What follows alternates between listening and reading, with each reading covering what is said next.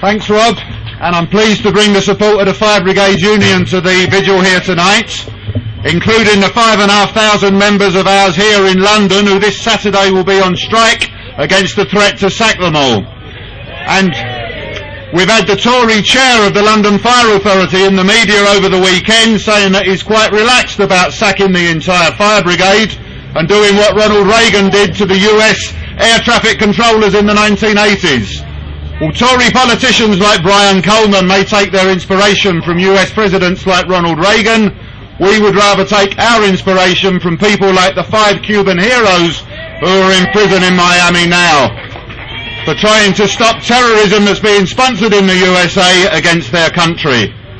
And it's an absolute disgrace that those 5 Cuban heroes are still in that prison in Miami. And the US claims that they are engaged in a war on terror.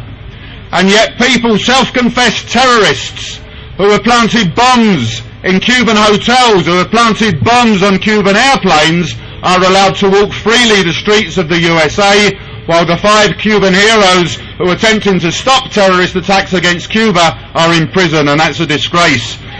And the US government claims that Cuba is a state sponsor of terrorism, which is an absolute outrage, when in reality it's the US government that has sponsored terrorist attacks against Cuba for decades.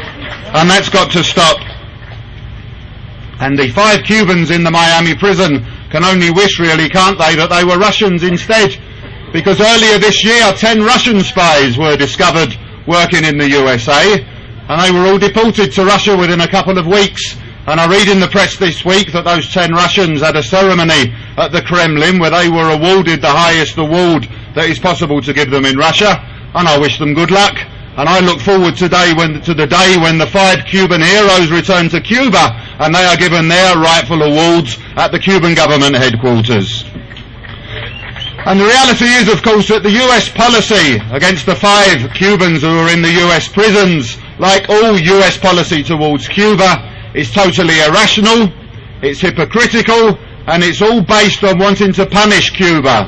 It's wanting to punish Cuba for daring to have a revolution. It's wanting to punish Cuba for daring to nationalize US companies who've been exploiting the Cuban people for many years, and it's wanting to punish Cuba for daring to be a beacon to people throughout the world, for showing that there is a way of doing things differently, that we could have a better world, and Cuba's showing how that might be done. So I'm pleased to bring the support of the Fire Brigade Union, our continuing support for the Cuba Solidarity Campaign and the campaign to release the 5 Cuban heroes. And like other speakers tonight earlier have said, I hope that we don't have to be here this time next year.